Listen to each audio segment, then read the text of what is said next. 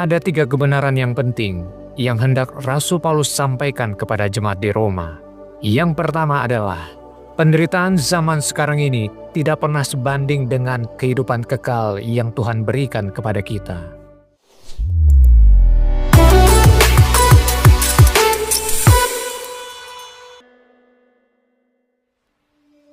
Shalom saudara yang dikasihi Tuhan Yesus Kristus.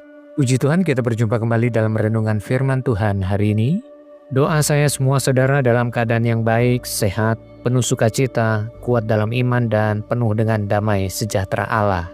Mari kita awali hari kita dengan dituntun oleh firman Tuhan yang terdapat di dalam Roma pasal yang ke-8 ayat yang ke-18. Demikian bunyi firman Tuhan. Sebab aku yakin bahwa penderitaan zaman sekarang ini tidak dapat dibandingkan dengan kemuliaan yang akan dinyatakan kepada kita. Saudaraku yang dikasihi Tuhan, Rasul Paulus tidak menuliskan surat ini dari kehidupan yang nyaman, tenang, dan bebas masalah, saudaraku. Justru sebaliknya, Paulus mengenal penderitaan secara nyata.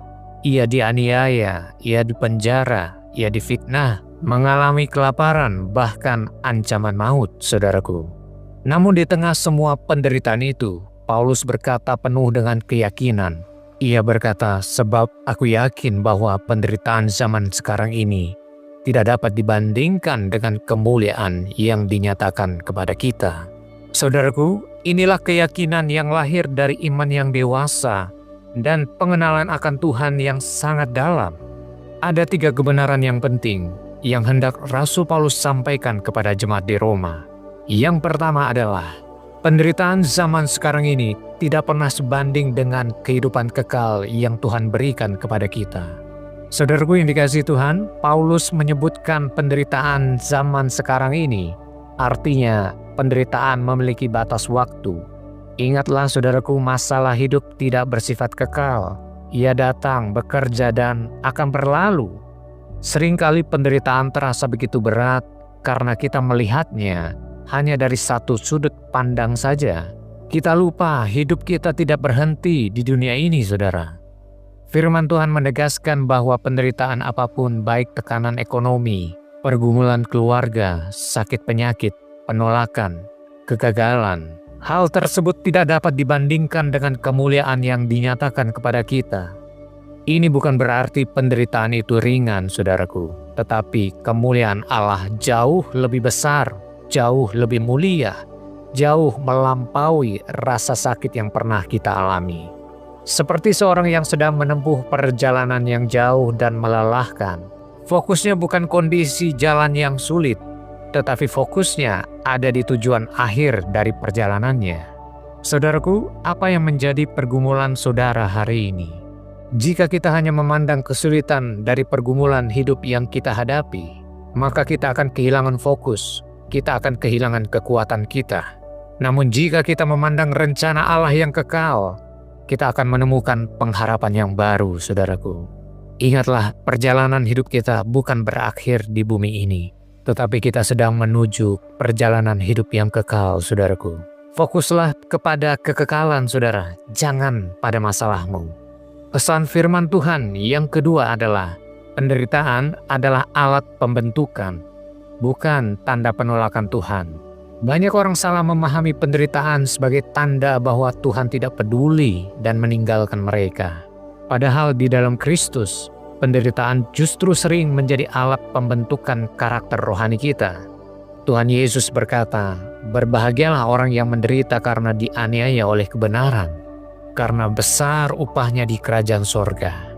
Jadi, mulai hari ini saudaraku, jangan pernah takut terhadap masalah yang kau hadapi. Jangan mengeluh terhadap keadaanmu. Keluarkan selalu perkataan ucapan syukur kepada Tuhan, sebab rencana Tuhan begitu baik bagi kita. Seringkali Tuhan memakai proses yang tidak nyaman untuk membentuk hati kita, supaya hati kita menjadi hati yang taat kepada firman Tuhan. Iman kita menjadi iman yang teguh dan kasih kita dimurnikan oleh Tuhan Yesus. Masalah hidup seringkali Tuhan pakai untuk menghancurkan kesombongan kita, mematahkan keakuan kita, dan mengajarkan kita untuk tidak lagi hidup bagi diri kita sendiri. Tetapi sekarang kita hidup bagi Tuhan dan bagi kepentingan Tuhan Yesus. Melalui tekanan dan masalah hidup, Tuhan mengajarkan kita untuk bergantung sepenuhnya kepada Tuhan. Bukan pada kekuatan kita, kepandaian kita, dan kemampuan diri kita. Tanpa penderitaan, saudara, kita akan sulit bertumbuh menjadi serupa dengan Kristus. Jadi hadapi masalah itu dengan kekuatan dari Tuhan. Jangan lagi mengeluh. Andalkan Tuhan dalam segala perkara. Seperti emas yang dimurnikan melalui api, demikian pula iman kita dimurnikan melalui penderitaan. Api tidak menghancurkan emas, saudaraku, tetapi menghilangkan kotorannya. Demikian pula masalah di hidup kita tidak dimaksudkan untuk menghancurkan iman kita, melainkan membersihkannya, supaya hidup kita semakin mencerminkan Kristus dalam seluruh perilaku hidup kita. Maka kebenaran yang ketiga adalah, pandanglah masalah yang saudara hadapi dengan cara pandang Tuhan. Ketika seseorang memahami bahwa kemuliaan hidup kekal jauh lebih berharga, jauh lebih besar daripada penderitaan yang sementara ini, maka cara kita memandang masalah hidup kita harus berubah. Kita tidak lagi hidup untuk diri kita sendiri. Kita tidak mementingkan kepentingan kita sendiri. Tetapi kita rindu hidup untuk menyenangkan hati Tuhan, hidup bagi kepentingan Tuhan. Seharusnya kita tidak sibuk lagi untuk mempertahankan ego kita, tetapi kita mulai rela untuk menjadi alat kemuliaan Tuhan, untuk menjadi berkat bagi sesama kita. Ingatlah saudaraku, masalah di hidup kita jangan kita pandang sebagai penghalang, melainkan sarana Tuhan untuk membawa kita naik ke tingkat iman yang lebih tinggi. Orang percaya yang memiliki perspektif kekal tidak mudah tawar hati, tidak mudah kecewa, saudaraku, dan tidak mudah menyerah. Ia tahu Tuhan sedang bekerja mendatangkan kebaikan bagi hidupnya, bahkan ketika ia sedang tidak melihat jalan keluar.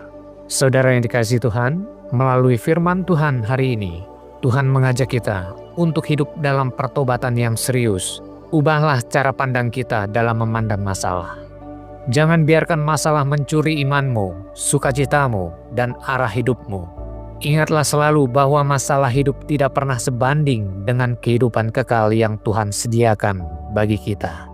Hari ini, mari kita mengambil komitmen yang penuh. Jangan pernah mempersoalkan masalah lagi di hidup kita. Sebab hidup kita ada dalam kendali Tuhan, ada di dalam penyertaan Tuhan.